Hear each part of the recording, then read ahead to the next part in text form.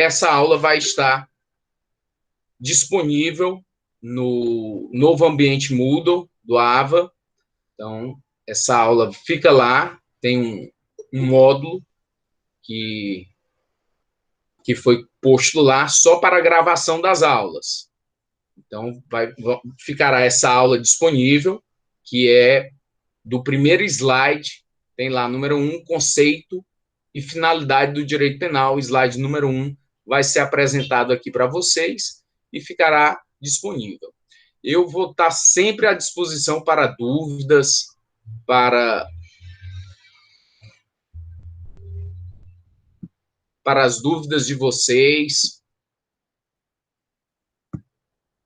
através do Torpedo, através do Unifor Online, sempre dando dicas em relação à forma de se estudar, como estudar, as técnicas de estudo. Então, todos os dias de aula, eu vou mandar algum informe, alguma dica importante para o desenvolvimento do seu estudo, tanto no direito quanto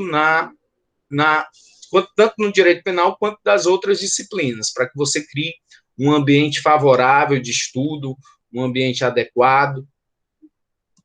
E, embora nós estejamos, nesse momento, nessa possibilidade de estarmos próximos em decorrência dessa decisão governamental, mas vamos cada vez mais poder estarmos de forma virtual interagindo para ter esse conhecimento e ter uma direção boa em relação à disciplina. E a primeira coisa que eu queria compartilhar com vocês, que eu acho de extrema necessidade, é a possibilidade da aquisição de uma doutrina. No direito penal, nós temos inúmeros doutrinadores, inúmeros. Muita gente boa escreve sobre direito penal há muito tempo. Mas é importante que você tenha um livro atualizado. Não adianta mais você estar com um livro de 2019, 2018, 2017. Não dá.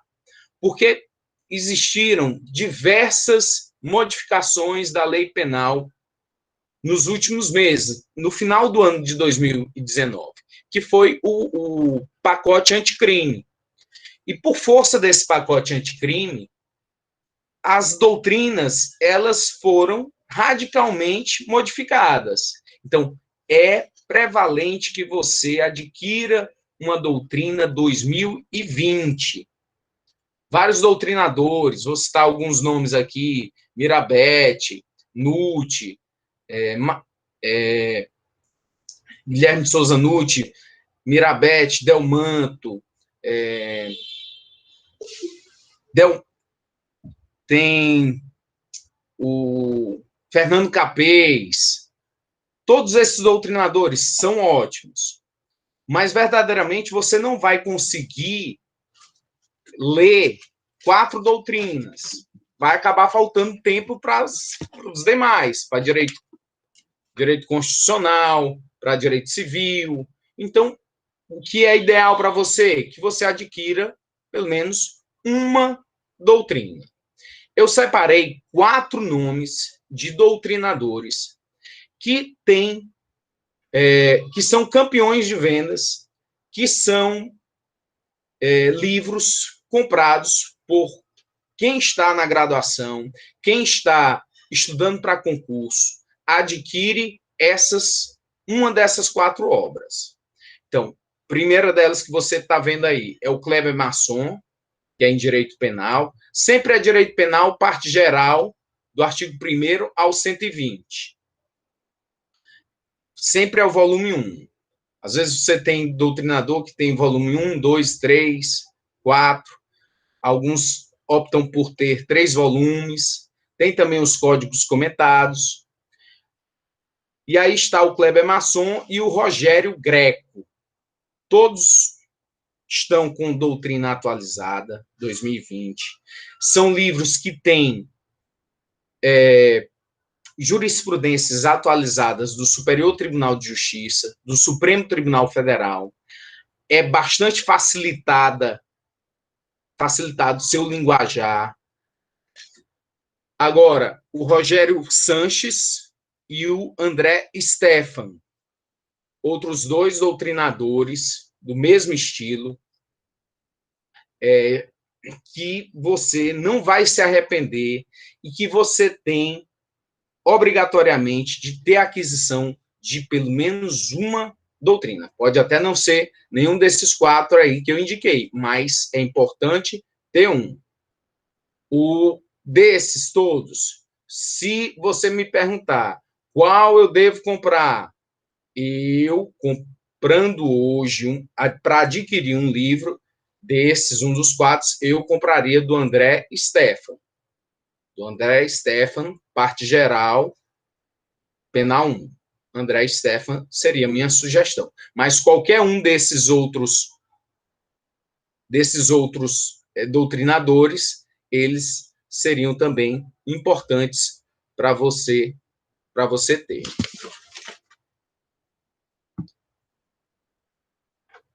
Agora, vamos falar aqui sobre uma questão que possa nos remeter a compreender o que é o direito penal.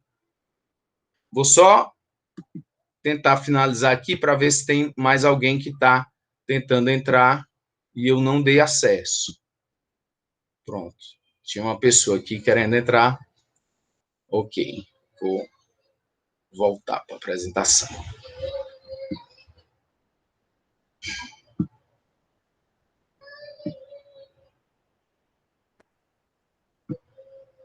Então, eu queria falar com vocês acerca das causas da violência e da criminalidade no nosso país.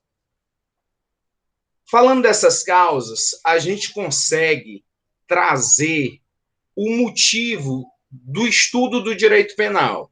Onde é que o direito penal vai ser inserido dentro desse contexto? O que seriam as causas de violência e criminalidade? Estaria em relação à omissão do Estado, na educação precária, na corrupção, na exclusão, na desigualdade social, na desestruturação familiar, no desemprego, no tráfico de drogas, no preconceito. Quais são as causas da violência e da criminalidade? Se restringe a isso ou tem mais coisa? Então, eu convido você a poder fazer uma reflexão do que realmente é causa de violência e criminalidade, por que nós vivemos nesse pânico. Sim, nesse pânico, porque eu acredito que ninguém se sinta seguro na cidade de Fortaleza. Quando chegam duas pessoas em uma moto perto de mim, eu tenho um pânico.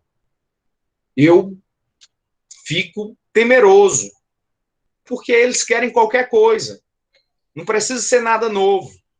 Pode ser coisa usada, mas eles apontam a arma, eles lhe agridem. Então, isso causa um pavor, um temor. E por que esses índices de violência, de criminalidade, eles só aumentam? Será que é só por conta da desigualdade social? É o único fator? Ou temos outros? Será que o Estado ocupa realmente espaço público? Eu vi de perto, lá no Bom Jardim, dos 4 anos que trabalhei como delegado lá naquela área, uma delegacia que abrangia cerca de 300 mil pessoas, com poucos policiais. Eu vi que o Estado não ocupava. Não era uma comunidade, porque uma comunidade você pressupõe escola, um líder comunitário, você tem orfanatos, tem creches, tem uma série de meios. Hoje em dia tem as areninhas, espaços para esportes, mas lá não tinha nada disso. Não tinha organização. E, invariavelmente, quando eu chegava ou quando eu saía, tinha uma ocorrência de homicídio. Todos os dias eu ia a locais de crime de homicídio. Então, o Estado, abandonou um espaço público. E como resgatar esse jovem que é arrebatado pelas organizações, pelas facções criminosas? Porque o discurso do traficante, da organização criminosa, é muito sedutor. Ele te dá ali um tênis de luxo, ele te dá bebida, ele te promete mulheres. Em contrapartida, o que a gente pode prometer a ele é acordar cedo, é um futuro de acordar cedo, de trabalhar muito e dizer para esse jovem que, ao final do dia, ele vai ter a consciência tranquila de ser um cidadão e de estar fazendo a coisa certa. Então, é difícil você lutar contra isso, porque o discurso é mais sedutor, o discurso da criminalidade. Então, as políticas educacionais, elas precisam, de fato, ser inseridas. Teve um tempo que aqui no estado de Ceará nós tínhamos um projeto que era Ceará sem drogas. Não existe cidade nenhuma no mundo que não tenha droga. Qualquer interior, tudo tem droga. Tem um traficante. Diz um amigo meu, se naquela cidade só tiver uma pessoa, ali ainda é o traficante. Talvez seja um extremismo, mas o fato é que essas comunidades acabam sendo dominadas por traficantes, por organizações criminosas que arrebatam esses jovens de forma muito fácil.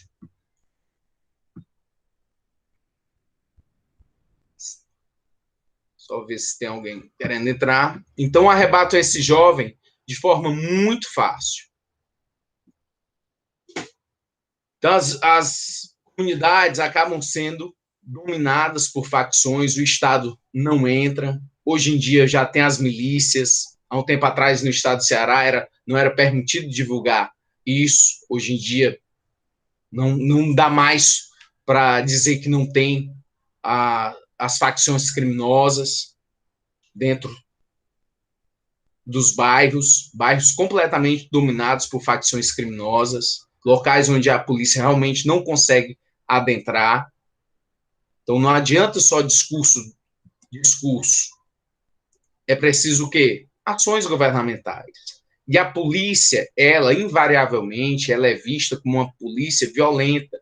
Nós ainda temos resquícios da ditadura, uma polícia que ela acaba sendo muito opressora. O discurso dos direitos humanos cai em situações que a população não acredita muito. Mas ter direitos humanos é entender que o ser humano tem direitos, e não é só direito à educação, direito à saúde, direito à segurança. Cada um de nós é ser tratado com igualdade.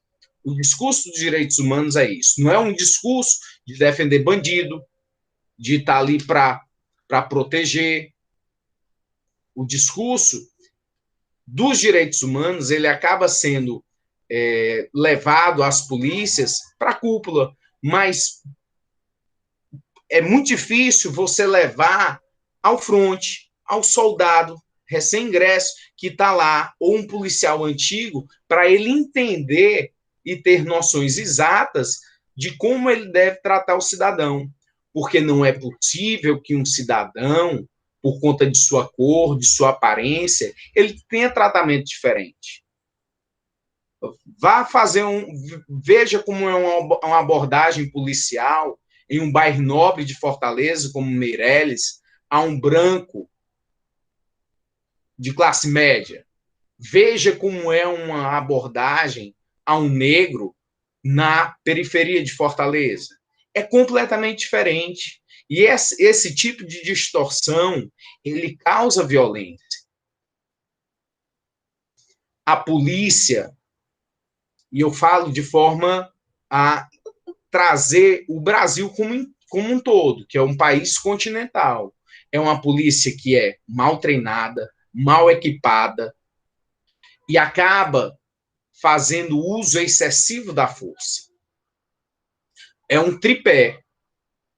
porque se o policial tá mal equipado, se ele só tem arma de fogo, se ele não tem outros meios para repelir certas situações por meios menos lesivos, como uma arma taser, que não dispara, não dispara projétil de fogo, ou outros equipamentos, ou se eles os têm e não sabem usar. Tem policiais antigos que nunca deram tiro, deu um tiro para sua formação e não passou mais por treinamento. Passa de 10, 20 anos sem fazer um treinamento. Então, são causas que eu estou levando aqui para você, para entender que o contexto da violência, da criminalidade, passa por diferentes fatores. Porque muitas vezes a própria polícia não está preparada para agir, não sabe como agir. E a comunidade que deveria estar com a polícia os tem como violentos, os tem como pessoas que não interagem, que não se conhecem. E é falta o quê? Não só de medidas de segurança pública, de política criminal. Porque nós tivemos, quem lembra, nós tivemos o Ronda do Quarteirão. Policiais que se apresentavam, que batiam na porta das pessoas, entregavam panfletos, comunicavam, interagiam, mas não deu certo. Talvez desse certo para o Meireles, para a Vajota, para a Aldeota, mas para a periferia de Fortaleza foi um fiasco. O Ronda do Quarteirão chegava para atender uma ocorrência na periferia e as pessoas diziam, agora chama a polícia. Então, foi um projeto que fracassou. É importante o quê? Pegar projetos e avaliar, saber o que deu errado, por que esse projeto não vingou. Então, essa polícia embrutecida, essa polícia que às vezes amedronta, que volta e meia tem uma notícia pejorativa nos meios de comunicação, é uma polícia que nós não queremos. É uma polícia que mais contribui para a violência, para a criminalidade, do que realmente resolve o problema. Então, é um dos fatores da violência e da criminalidade, a própria intervenção policial.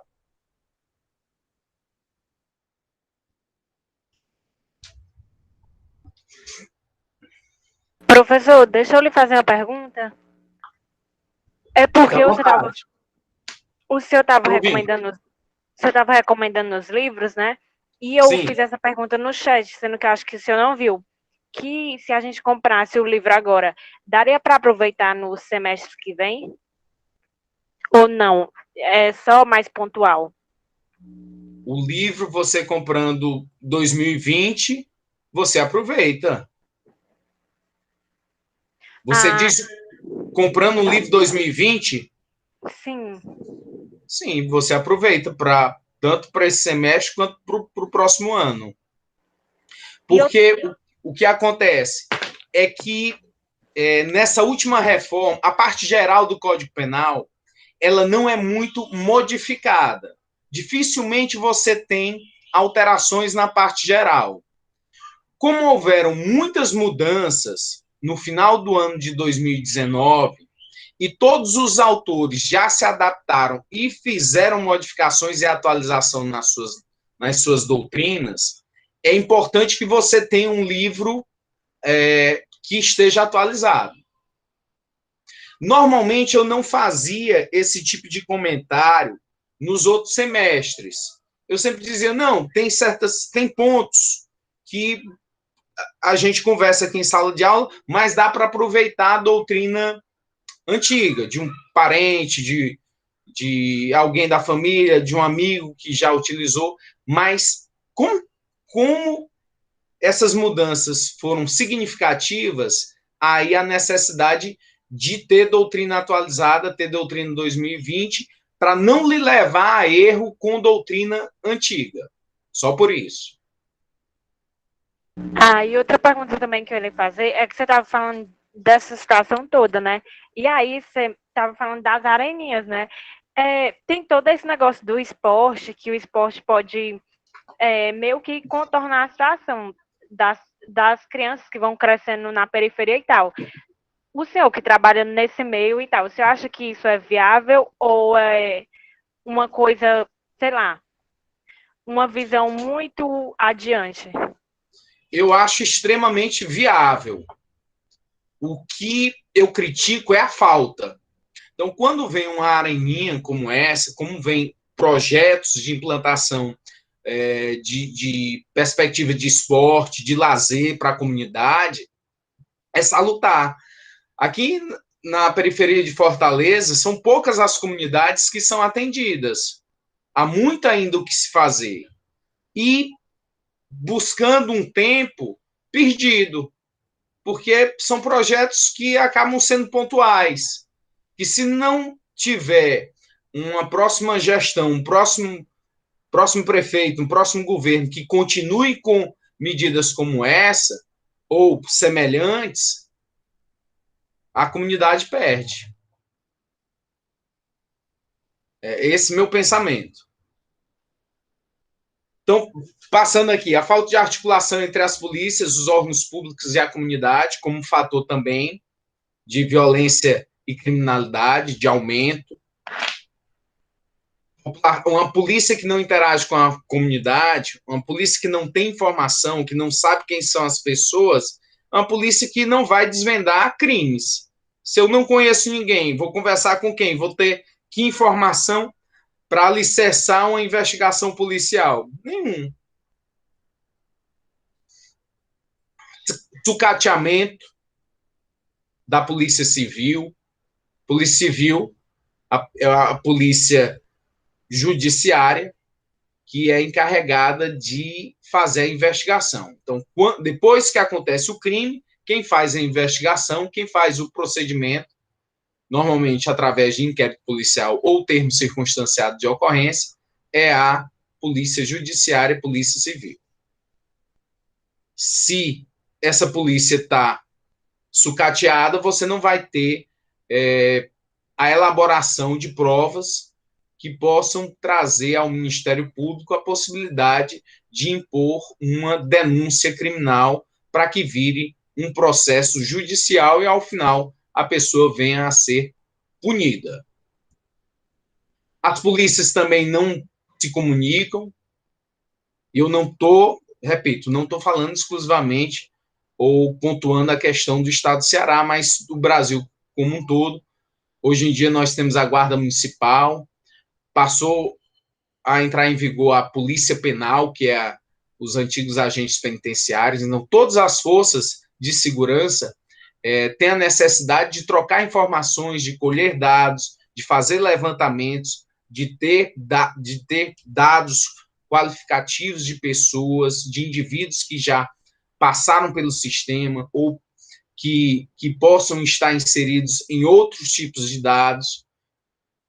Se a polícia não interage, se a polícia não se comunica, é um dos fatores também que possa vir a aumentar a violência e a criminalidade. O sistema prisional. Nós temos uma parte pequena da população, pequena, que entende que quanto pior o sistema prisional, melhor. Quanto mais esses indivíduos sofrerem lá dentro pelo que praticaram, melhor. Esses indivíduos, eles não merecem nada. Mas isso é uma parte pequena, por quê? Porque a grande população é uma população que passa por necessidades. E esses indivíduos, eles acabam sendo originários. De onde? De famílias humildes, de famílias de poucos recursos, de famílias que sofreram, de alguma forma, algum tipo de segregação, que não estão incluídas dentro da sociedade, com direitos e garantias. E esse indivíduo que está no cárcere, ele não vai voltar melhor. O cárcere só embrutece. Ninguém fica melhor. Nunca ouvi falar, até hoje, nos meus mais de 20 anos de polícia, de que algum indivíduo tenha ido para o sistema prisional e tenha se recuperado de alguma forma. pela mão do Estado, por força de medidas que foram adotadas lá. Se ele se recuperou, se ele voltou melhor, foi por força da atitude pessoal. E a polícia acaba enxugando gelo, é o famoso enxugando gelo. Porque se eu prendi esse indivíduo e, já que não existe prisão perpétua no Brasil, ele vai retornar normalmente a praticar os mesmos crimes. Porque é um sistema prisional que só quando ele é criado, sistema prisional, vamos fazer a criação de uma nova unidade prisional. Aí no projeto tudo é lindo e maravilhoso. Olha, os presos vão ficar de forma individual, cada um numa cela, vão ser respeitados, vai ser respeitado distanciamento, trancas, mas isso é por pouco tempo. Daqui a pouco o sistema ele se transforma e fica um amontoado de indivíduos presos em um só cárcere. Por quê? Porque não tem vaga para todo mundo. E a polícia continua prendendo. E esses indivíduos ficam realmente lá. E aqui no Brasil já se teve caso de presos sortearem entre eles quem deveria morrer para abrir espaço. Então é um sistema que não ressocializa. Se ressocializa, são projetos pontuais, são gotas no oceano. Porque, de forma geral, o indivíduo entra nesse sistema e ele só fica mais embrutecido, ele não fica regenerado. E são projetos muito poucos os que trazem profissionalismo, profissões para dentro do presídio, condições de higiene, condições de salubridade, condições adequadas para esses indivíduos. Infelizmente. Porque o ideal é termos as medidas da Lei de Execuções Penais, que é uma lei belíssima, mas que só fica no papel, que não é, de fato, cumprida. Maioridade penal, e aí você pode ter um posicionamento, se o ideal era baixar essa menoridade, ao invés de ser os 18 anos, ficar para 16 anos. E esse pensamento, ele tem que ser técnico. Qual é o pensamento técnico? É você entender que entre 16 e 18 anos, esse indivíduo tem capacidade de discernir, de entender o caráter ilícito do fato que praticou. Se você acredita que sim, é porque você é a favor da redução da maioridade penal. Se você entende que essa pessoa, entre 16 e 18 anos, ela, quando pratica um ato infracional, ela não tem discernimento, ela não entendia, não tinha compreensão exata do que estava fazendo, é porque você é contra. De qualquer forma, muito se foi vendido nessa última eleição à presidência da República de que iria ter uma força para baixar a maioridade penal. Só que isso não vai acontecer, mas é de jeito algum. Não por conta da política, de dizer, não, vamos medir aqui esforços para outras mudanças legislativas. Não é isso. É uma questão financeira. É muito caro manter presídio no Brasil. Custa caro, é nosso dinheiro.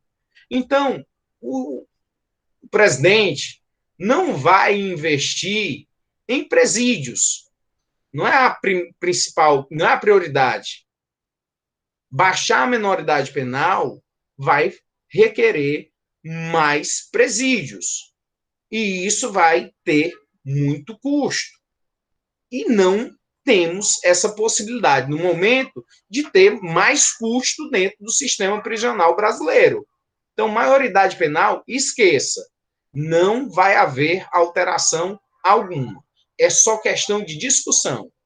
Discute para lá, discute para cá, mas não haverá discussão, não haverá alteração, porque financeiramente é inviável. O Estado não aguenta mais pagar, ter dispêndio em relação aos presídios que aí estão. Ainda mais ter que trazer novas unidades prisionais. Combate à corrupção policial é importante também para a diminuição da violência, da criminalidade. Aqui uma matéria do jornal o Povo, vinculada em 2017, onde dizia que era um estado que tinha o menor índice de resolução de processos no Brasil, que a Justiça do Ceará é a mais lenta do Brasil. Triste notícia. Então, um judiciário lento acaba por trazer uma justiça ineficaz. Se processos não andam, eles acabam prescrevendo. O que é a prescrição? É uma causa de extinção da punibilidade. O Estado, que tem o direito de punir, de exercer o ius puniendi, quem vai ser punido é o próprio Estado, em não poder exercer essa punição. Por quê? Porque o tempo não espera por ninguém. Então, o Estado tem tempo pré-definido na lei, no Código de Processo Penal, no Código Penal, para que possa agir. Através de quê? De seus órgãos, sua polícia, do seu Ministério Público, do seu Poder Judiciário. E quando o Estado não o faz, ou ele é lento demais, acaba prescrevendo o crime. E o Estado é quem vai ser punido em não poder exercer esse poder de punir. A quantidade de recursos, enorme quantidade de recursos no Brasil, outro fator de violência, de criminalidade. A legislação insuficiente, com inúmeras brechas, e isso vai nos trazendo, nos remetendo ao nosso direito penal. Um órgão corregedor omisso, conivente, também. Vários fatores apontados aí nessa nossa avaliação, análise em relação à violência e criminalidade de fatores. Então, do primeiro slide que você recorda, vários fatores, não são apenas esses. Inúmeros, é um problema extremamente complexo a ser resolvido. Tem solução? Tem. São políticas públicas, trazer cada um desses fatores apontados e outros para que sejam resolvidos. Nós temos muito de questões ainda da época da colônia, então a nossa formação foi bastante difícil, nós temos uma mancha negra no nosso passado, que foi a questão da escravatura no Brasil, que trouxe enormes dificuldades para a nossa população, e a gente tem, por consequência, muito disso, e são coisas que é necessário políticas adequadas e também que a própria sociedade ela tenha noção dos seus direitos, das suas garantias, dos seus direitos individuais e seus direitos sociais. E aí esse é o contexto que eu queria ter colocado para vocês em relação às causas de violência e criminalidade, para nós compreendermos o nosso direito penal. Direito penal, conceito. Cada doutrinador vai trazer um conceito na sua doutrina sobre direito penal. Eu trouxe aqui um que eu entendo que seja bastante adequado para dar essa noção do direito penal. Direito penal é o ramo de direito público que define as infrações penais, estabelecendo as penas e as medidas de segurança. Por que é um direito público? É um ramo do direito público. Não é privado. Então, é somente o Estado, ele é detentor do ius puniendi, direito de punir. É como se todos nós tivéssemos dado uma parte da nossa individualidade em prol do Estado. Como dizia Luke, essa individualidade em prol, essa nossa individualidade em prol do Estado faz com que somente o Estado possa exercer a sua vingança pública. É o Estado que vai ter a possibilidade de punir aquele que praticou uma infração penal. Não é direito privado. Por mais que eu tenha sido vítima de um crime, eu jamais vou poder exercer o ius puniendi, o direito de punir. Não sou eu que vou punir. Sempre quem punirá é o Estado. Por isso é uma relação de direito público. Vai definir infrações penais, que é o gênero, do que são espécies, as penas e as medidas de segurança. As penas para os imputáveis, aqueles que detêm responsabilidade, que detêm discernimento sobre a conduta que praticaram, sobre o crime, e aí eles são punidos, ou por meio de privação de liberdade, por penas restritivas de direito, ou por pena de multa. E as medidas de segurança, essas são adequadas aos indivíduos inimputáveis, aqueles que agiram sem discernimento, o doido, o imbecil, o idiota, o retardado, pessoa que não compreendia o que estava fazendo. É aquele sujeito que matou a própria mãe com 50 facadas. Por que ele fez isso? Se era a única pessoa que ainda o aguentava. Porque ele achou que era o demônio, que era o cão que vinha atrás dele. E aí ele se salvou, matou o demônio. Por que ele fez isso? Porque ele é louco. Ele não tinha discernimento. Ao final do processo criminal, ele é absolvido. Só que essa absolvição ela é imprópria, porque ele não pode ser posto em liberdade. Há necessidade de internamento. Aonde? Em manicômio judiciário. E esse internamento se dá através de uma medida, que é chamada medida de segurança. Uma medida de proteção a ele e às pessoas ao seu redor, as pessoas da própria sociedade. A pena, ela vai ser executada, essa medida vai ser executada conforme a legislação, e nós vamos ver lá à frente. A finalidade do direito penal é a tutela jurídica, proteção jurídica aos bens jurídicos mais importantes do meio social, tais como a vida, a liberdade, a propriedade, a dignidade sexual e outros. Então, o que é um bem jurídico?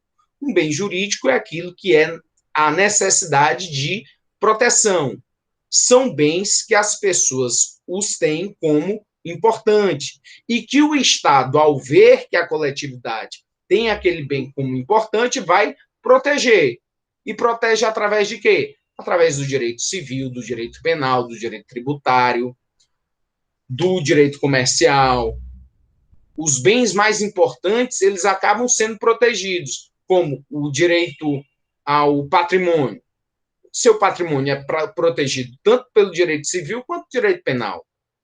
O que é seu, um imóvel, um bem, está protegido pelo direito civil. O direito penal, ele é subsidiário. Ele vai proteger esse seu direito. E aí ele vem e traz o quê? Dispositivos penais, descrevendo o que é o furto, se alguém subtrair, que é o artigo 155 do Código Penal, subtrair para si ou para outra em coisa alheia móvel. Pena, reclusão de 1 a 4 anos e multa. Então, o direito penal, ele faz essa proteção, ele é subsidiário, ele vai proteger os bens. Então, vai proteger através do crime, estipulando o crime de furto, estipulando o crime de roubo, estipulando o crime de estelionato, de crime de apropriação indébita. Tudo isso é uma proteção que o direito penal faz em relação ao bem jurídico. E os bens jurídicos? É a liberdade, a integridade física, é o patrimônio, é o direito do autor, é a liberdade sexual. Todos são bens juridicamente tutelados pelo Estado. E essa proteção é necessária se fazer, em alguns momentos, pelo direito penal. Porque o direito penal é o único ramo do direito que tem o poder sancionador, que a pessoa, ao praticar o fato, ela poderá vir a ser punida penalmente, com a sanção que chega até a privação da liberdade. O direito penal, você vai encontrar na doutrina o direito penal ou direito criminal. Essa terminologia é absolutamente irrelevante. Você pode tanto falar em direito criminal quanto em direito penal. São sinônimos. É mais corriqueiro você chegar no fórum e ouvir a expressão advogado criminalista. Juiz criminal. Você não ouve juiz penal, advogado penal. Não. São nomenclaturas. As varas criminais. Então, criminal vem do crime. Crime é o fato. Penal vem de pena. Pena é a consequência, é a imposição de pena. Pena, a consequência, crime, o fato. Então, são nomenclaturas que são usuais, que são corriqueiras, e elas vêm, ao longo do tempo, na história do direito, sendo utilizadas. Funções do direito penal. Primeira função que nós podemos ver aí, para coibir a prática de atos ilícitos. Serve como uma forma de controle social. B, proteção dos bens mais importantes e necessários para a própria sobrevivência da sociedade. O artigo 5º, caput da Constituição Federal, diz que avalia critérios políticos, pois há uma evolução social. Somente os bens mais importantes são selecionados. As bases do direito penal devem ser calcadas no respeito à dignidade da pessoa humana, a promoção dos valores constitucionais e a proteção subsidiária de bens jurídicos. O direito penal, ele é uma grande garantia do cidadão. Como assim garantia? Ele vai limitar o poder punitivo do Estado contra um Estado autoritário. Se eu tenho uma lei que diz exatamente quais são os crimes, o que é o crime, e a sanção imposta, eu vou ter aquilo como uma garantia da minha liberdade, porque eu só vou poder ser punido se aquilo que eu pratiquei estiver na lei, estiver descrito, definido. Então, é dentro da legalidade. E a pena está lá imposta. Eu não posso vir a ter uma pena maior do que aquela que a lei descreveu, sob pena de ferir a legalidade. E aí é uma traição do Estado para com minha pessoa. Então, a lei penal está aqui. Eu vou decidir se eu cometo o crime ou não. Eu posso decidir pelo crime. Eu posso entender, não, a pena é pequena e vou praticar o crime. Mas eu posso. O que não é possível haver é o Estado vir e me punir de uma forma mais severa. Ou me punir por um fato que não está descrito na lei. Então, o direito penal vai servir como uma forma de controle social para que as pessoas não pratiquem crimes, para que elas, sabendo que a lei descreve aquela conduta como criminosa, que a pessoa se abstenha da prática do fato por saber que será punido. Então, vai coibir a prática desses atos ilícitos. E vai proteger os bens mais importantes a essa sociedade, à coletividade. Então, se elegem esses bens, é o patrimônio, a liberdade, a vida, integridade física, liberdade sexual, são os bens mais importantes. Vão ser o quê? Protegidos para a sobrevivência dessa coletividade. Você deixa de praticar certos fatos porque sabe que poderá vir a ser punido. E tudo é uma evolução social, porque a sociedade evolui. Coisas que não eram tão importantes em 1940, quando houve a edição do nosso atual Código Penal, hoje são. Coisas que não tinham a menor importância, que a sociedade via como uma coisa normal, que era dentro da esfera de disponibilidade de cada um. A questão das crianças, das mulheres, que eram muito sequeladas, eram muito vitimadas dentro do ambiente social.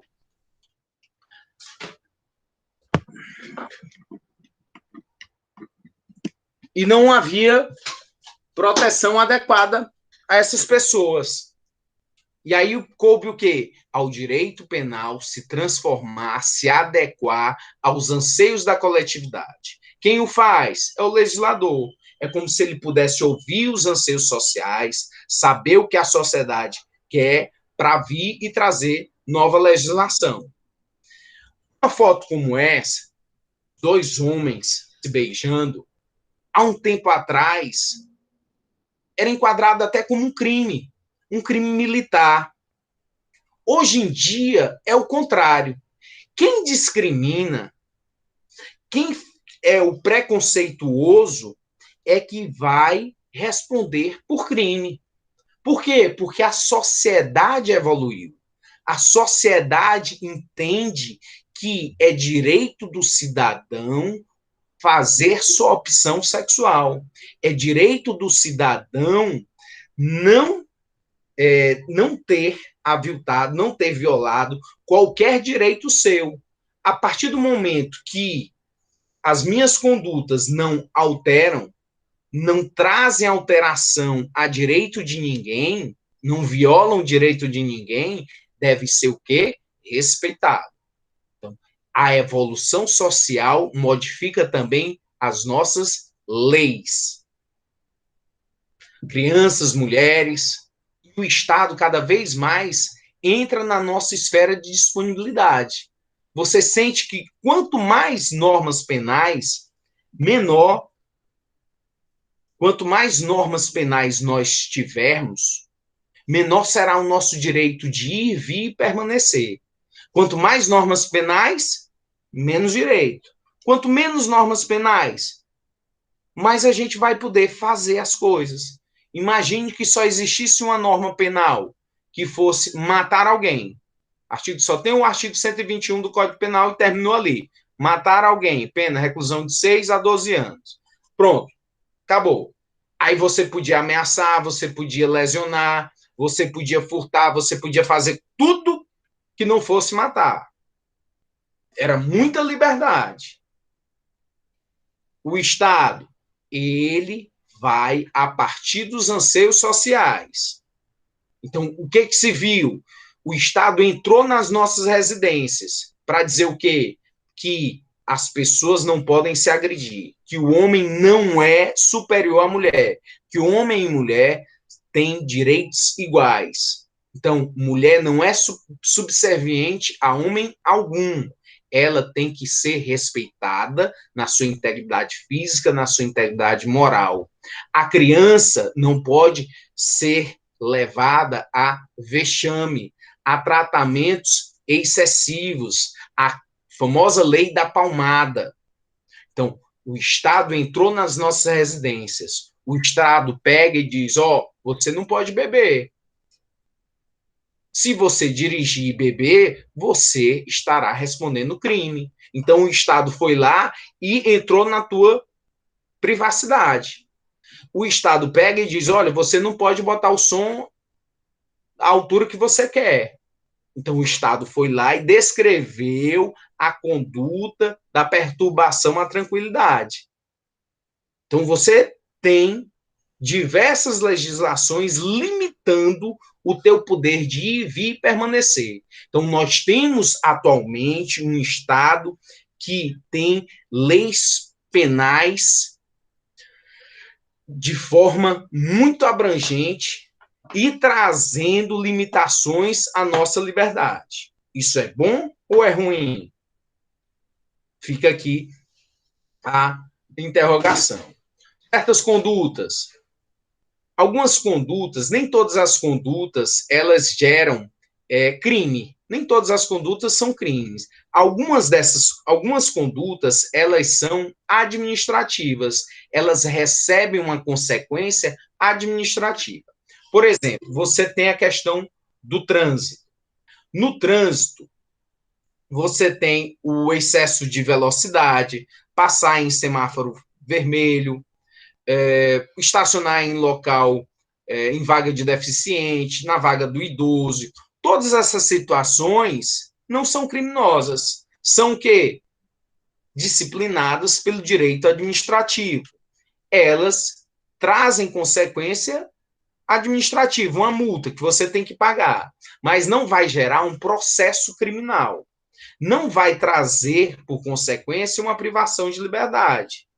O Estado, então, foi seletivo. Ele selecionou, a partir de um bem jurídico, que é a questão do trânsito, aquelas condutas mais graves e mais perniciosas à situação do trânsito. Para o quê? Para fazer com que não para fazer com que haja menos violência dentro do trânsito. Aí o Estado trouxe como crime a embriaguez ao volante, a omissão de socorro, a lesão corporal culposa no trânsito, o homicídio culposo no trânsito, e para as outras situações, o Estado determinou como infrações administrativas. Então, uma coisa é o administrativo, outra coisa é a questão criminal. O direito penal, ele está como última ratio, última razão. Somente vai intervir na vida das pessoas quando os outros ramos do direito não forem suficientes, não conseguirem debelar, resolver a contenda. Aí entra o direito penal, que é o único ramo do direito que tem a possibilidade de sanção, de privação de liberdade, e que traz, dentro do devido processo legal, um processo criminal. Essa pirâmide é a pirâmide de Bob. Ele traz a questão do sistema jurídico. É um sistema jurídico harmônico. Não existe contradição, não existem leis que estejam contraditas, leis que têm significação diversa uma da outra. As leis, elas têm que ter harmonia. E é dentro dessa pirâmide, lá no ápice, o texto constitucional, a Constituição Federal. Todas as outras normas, todos os outros regulamentos devem estar de acordo com o texto constitucional, sob pena de serem eivadas de inconstitucionalidade, de não terem efeitos, de ter efeito algum. O Código Penal, as leis penais tanto podem ser através de leis complementares como leis ordinárias. O processo da lei complementar, ele é mais difícil. Para passar uma lei complementar, precisa de maioria absoluta dos membros do Congresso Nacional. Então, normalmente, as leis penais, elas são estabelecidas como leis ordinárias. E aí tem que estar em consonância do texto constitucional. E aí vem os decretos, instruções normativas e as portarias, portaria lá do teu condomínio, portaria administrativa de algum órgão, de alguma secretaria de Estado, mas todas em consonância ao texto constitucional. O Código Penal, ele está dividido do artigo 1º ao 120 como a parte geral, que nós vamos estudar esse semestre. A parte geral, ela dá noções gerais dos dispositivos incriminadores. Nós vamos ter a noção exata da interpretação desses dispositivos penais, tanto em relação ao tempo, ao lugar do crime, a questão do crime ter sido praticado fora do território nacional e poder a lei penal abranger, a nossa lei penal brasileira. As questões discriminantes que vão absolver o indivíduo, como a legítima defesa, o estado de necessidade, o estrito cumprimento do dever legal, o exercício regular de direito, todas fazem parte da norma geral, estão inseridas na parte geral entre o artigo 1º e o artigo 120, as causas de extinção da punibilidade, enfim, até eu trouxe a ementa lá no ambiente Moodle do AVA, a ementa em relação ao que nós vamos ver durante o semestre no estudo do artigo 1º ao artigo 120.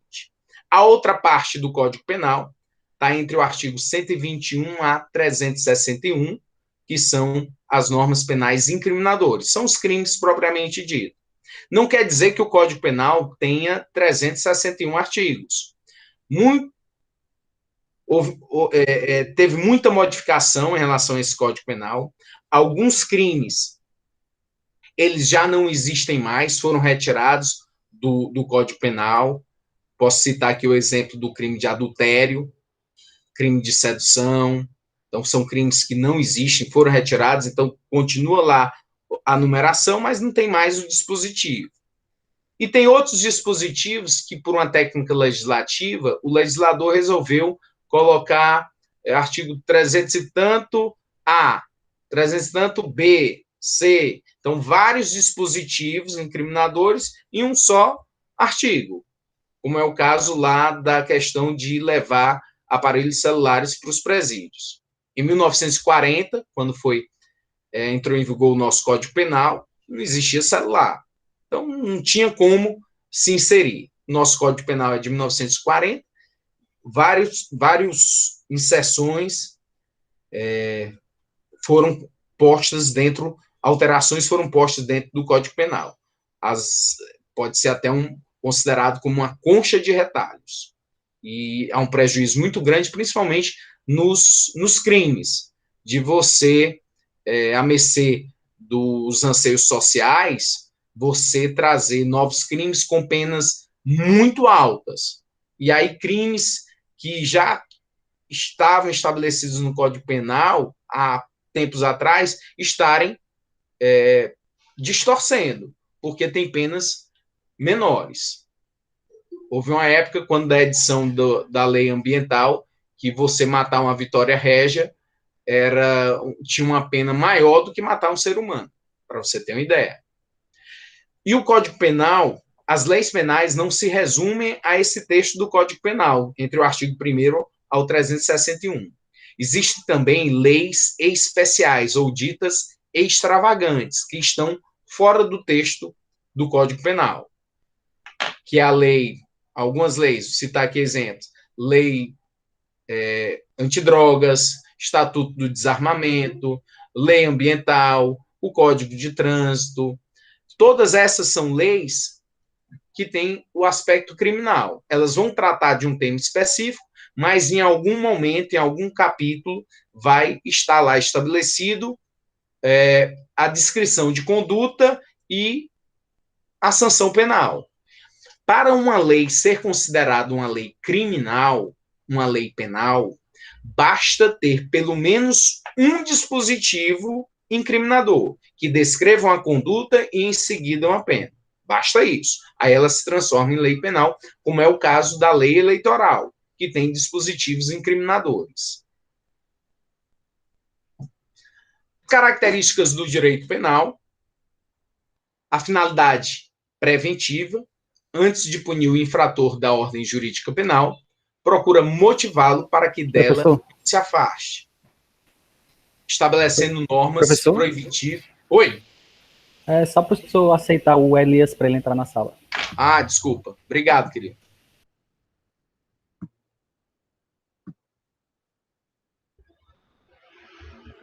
Cadê o Elias?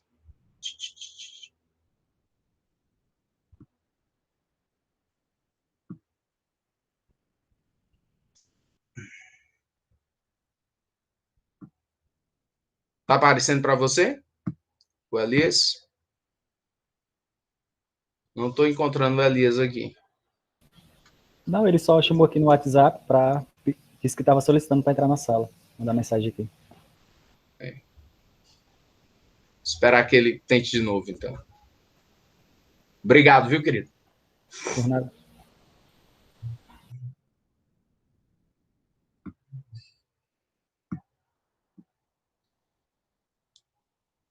Apareceu o som novamente, eu volto para verificar. Para o Elias poder entrar. Então, a finalidade preventiva, o que é essa finalidade preventiva?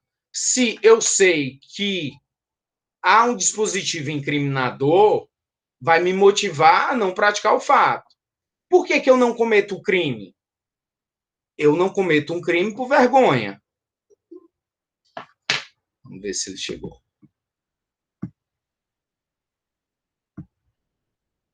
Pronto. Luan. Eu não cometo um crime por vergonha. Vergonha de quê? Vergonha da minha família. Vergonha dos meus filhos. Vergonha do pessoal da igreja, que vai me olhar como? Como é que eu vou chegar na minha igreja? Como é que eu vou chegar no final do ano, Natal, lá com a minha família? Sabendo que eu pratiquei um crime, que eu estou respondendo um processo criminal. Por isso que eu não pratico um crime. Eu tenho muita vergonha. Eu tenho um nome a zelar. Então, eu não pratico uma conduta que é incriminadora. Eu vou me furtar a isso. Deus me livre. Então, a descrição de uma conduta como criminosa motiva o sujeito a não praticar o delito, a não praticar o crime. Ele vai evitar essa situação. É uma ciência normativa. O objeto de estudo é a norma, o direito positivo. A ciência penal, o direito penal, ele é positivado. Ele está através de norma, uma norma escrita, uma norma posta, que dá conhecimento ao cidadão através do Código Penal, das leis penais, em que ele vai saber exatamente o que será considerado infração penal e qual a consequência. Então, o objeto do nosso estudo é a norma.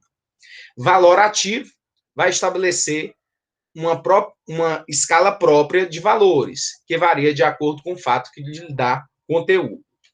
O legislador penal, ele, por uma técnica legislativa, ele tem que avaliar todo o código, todos os bens jurídicos, para estar inserindo o quantitativo da sanção penal a ser imposta, para que não haja, como o caso que eu citei, de você matar uma vitória régia e ter uma pena mais elevada do que de matar uma pessoa.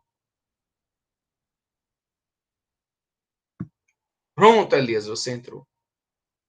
Graças a Deus. E é muito difícil, tem sido muito difícil para o legislador penal conseguir esse equilíbrio, porque a sociedade já não aguenta mais. A sociedade quer penas altíssimas. Ela quer se livrar desses indivíduos que a toda hora nos aterroriza, que praticam roubos, praticam latrocínios e vitimizam as famílias. O caráter finalista visa a proteção dos bens jurídicos fundamentais, como garantia de sobrevivência da ordem jurídica. Então, a finalidade é a proteção dos bens jurídicos. No próprio artigo 5º do texto constitucional, nós temos lá explicitados alguns bens jurídicos que são importantes para o Estado, são importantes para a sociedade. Bens jurídicos como patrimônio, liberdade, direito do autor, a administração pública, a propriedade privada, a propriedade intelectual, todos os bens jurídicos tutelados pelo Estado que devem ser preservados. E o direito penal, ele vem por trás, ele vem ali para defender esses direitos quando, nos outros ramos do direito, não se pacificar uma determinada situação. Então, o caráter finalista é de proteger esses bens. O direito civil vai proteger. Por exemplo, eu pego e eu acabei de comprar um carro. Aí comprei um carro usado, e de repente, depois de uma semana, o carro bateu o motor, fundiu o motor. Eu vou para onde? Eu vou para uma delegacia de polícia registrar um boletim de ocorrência ou vou para o dono que me vendeu o carro? Para onde eu vou? Aí você pega, mas fundiu o motor. Não, você vai lá no rapaz que lhe vendeu o carro. Aí eu chego lá no rapaz, ele diz, olha, eu infelizmente não posso fazer nada, não entendo de mecânica, eu lhe vendi o carro e agora é um problema seu. Ah, tudo bem, eu vou na esfera civil para reaver esse meu dinheiro ou que ele conserte o caso. Tudo bem, aí é uma questão civil. Mas imagine que esse indivíduo na verdade, ele sabia que o carro estava com problema e me vendeu o carro mesmo assim. Me iludiu, me enganou.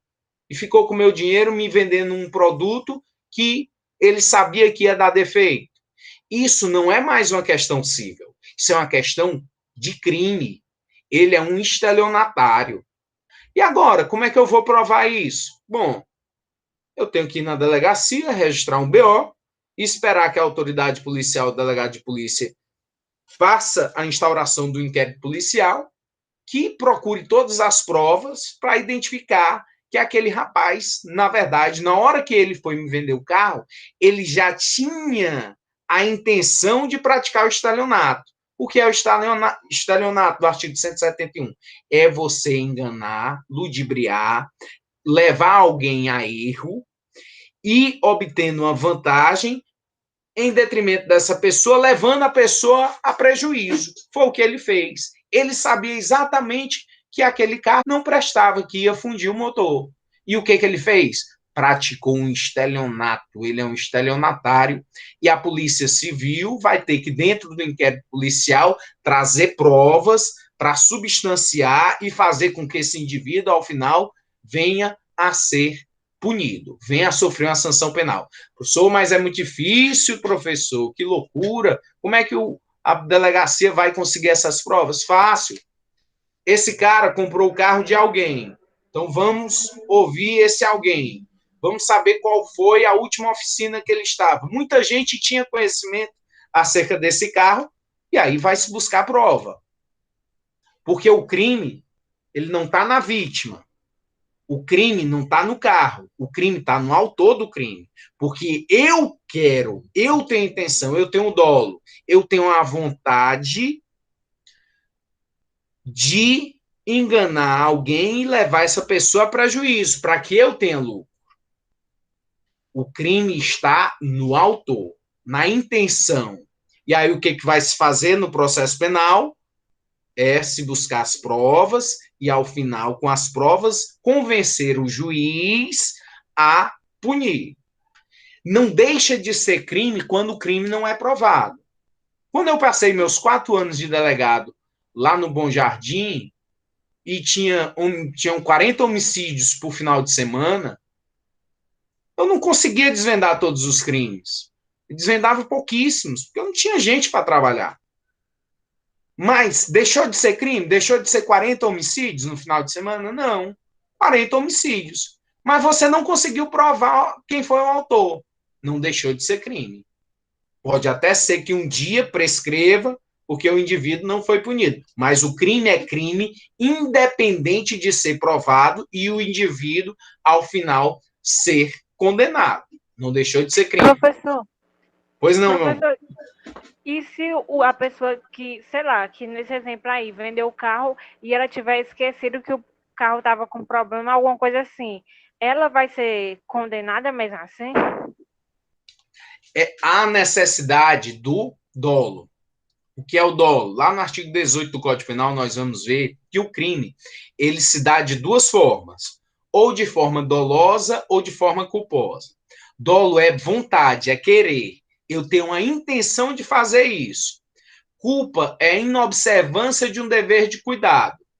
Eu inobservei e, por imprudência, negligência ou imperícia, eu pratiquei o crime.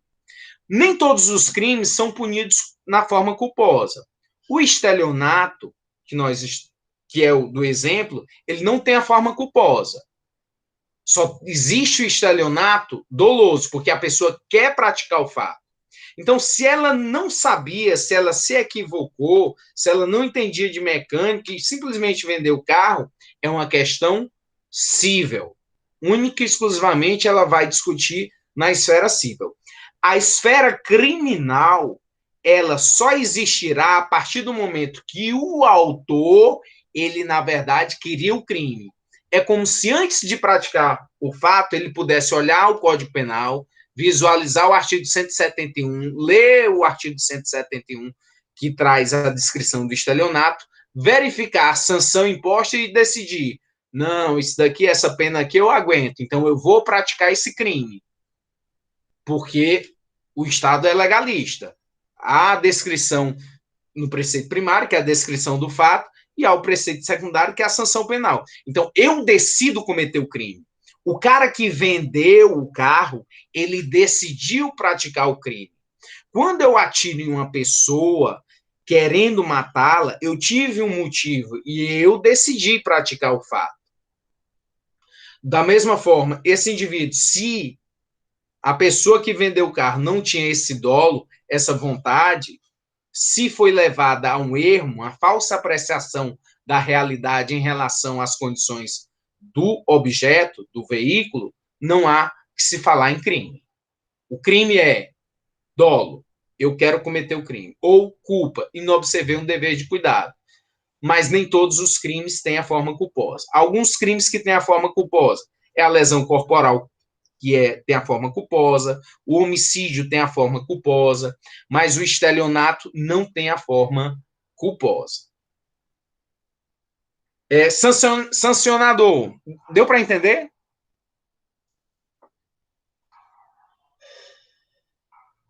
Ok. Sancionador. Deu, eu estava procurando o fone. Deu certo? Sancionador. Ele protege a ordem jurídica combinando sanções. Então, é o único ramo do direito que tem esse poder de sancionar, de combinar sanções, de ter uma pena de privação de liberdade. Os outros ramos do direito não tem. Nenhum faz. Nenhum tem a possibilidade de prisão dentro do processo penal. Olha aqui um fato. Que não é direito penal, é direito cível. A prisão do inadimplente de pensão alimentícia. Você já pode ter visto a vovó que ficou presa em detrimento de não ter pago pensão. O pai demonstrou na vara de família que ele não tinha condições alguma de adimplir, de estar pagando a pensão alimentícia. O juiz não quer saber. Ele quer saber alguém da família, pai, avô, bisavô, alguém que tenha essa condição, porque ele está preocupado com a criança. Quando o juiz da vara de famílias decreta a prisão desse insolvente, é por uma questão de dívida. A dívida no Brasil, ninguém pode ser preso por dívida, a não ser a do inadimplemento de pensão alimentícia. Antigamente tinha a do depositário infiel, hoje em dia não tem mais. Depositário infiel é aquela que o juiz determinava que a pessoa ficasse com um determinado bem e que ele não podia vender, que ele tinha que proteger, cuidar daquele bem. Aí quando o juiz determinava que ele apresentasse o bem, não tinha mais. Aí o juiz decretava a prisão dele. Hoje em dia, não tem mais prisão de depositário infiel. Mas sobreexiste, em decorrência do Pacto de São José da Costa Rica, a interpretação de que o inadimplemento por pensão alimentícia pode gerar, que é uma dívida, a prisão. Essa prisão é uma possibilidade que o juiz da vara de família, não é um juiz criminal, é vara cível, possa constranger o indivíduo ao pagamento. Como no direito penal existe o princípio da personificação da pena, a pena não pode passar da pessoa do condenado, é por isso que a avó, e não o pai, é que vai preso. Porque não é uma pena, não é direito penal, é direito cível. E o juízo cível quer saber quem vai pagar a dívida, quem vai estar ali fazendo com que a pensão seja efetivamente paga. São naturezas diversas. Uma natureza é cível, a outra natureza é penal. O inadimplemento de pensão alimentícia tem uma natureza cível e, excepcionalmente, o Código Civil ainda permite essa restrição da liberdade por um tempo predeterminado na lei, diferentemente da natureza penal, que não vai gerar antecedentes criminais, não vai gerar processo criminal, esse inadimplemento. São naturezas distintas. Somente o direito penal tem esse poder sancionador de privar a liberdade da pessoa através de um processo criminal, impondo sanções, mas de uma natureza diversa e, excepcionalmente, há essa possibilidade desse caso que eu citei em relação à pensão alimentícia. Em relação com outros ramos do direito, eu vou falar na próxima aula, começar a falar da relação do direito penal com outros ramos do direito. Dar alguns avisos aqui. Eu vou pedir para vocês depois estarem mandando através do Torpedo os e-mails de vocês para que a gente possa habilitar cada um nesse Google Meet, porque facilita, eu não preciso estar dando permissão, eu já cadastro o e-mail de vocês e vocês já entram de forma imediata. Também, lá no ambiente AVA, eu sei que é um ambiente novo para todo mundo, eu fiz com bastante carinho e dedicação esse novo ambiente, ele ainda está sendo montado, aqueles que quiserem dar contribuição, dicas, informações, pode passar tanto para o meu celular através do WhatsApp, quanto por Torpedo, eu olho todos os dias, menos sábado e domingo, em relação a Unifor Online, mas no celular eu olho todos os dias, até por conta de uma questão de trabalho. Atualmente, lá na Corregedoria, que é a Controladoria Geral de Disciplina, que eu falei, eu estou na Coordenadoria de Inteligência, que é o setor de inteligência lá, e eu sou obrigado a me manter informado e a manter o controlador geral informado de tudo que passa em relação à segurança pública e sistema penitenciário. Eu vou fazer a pausa aqui da gravação.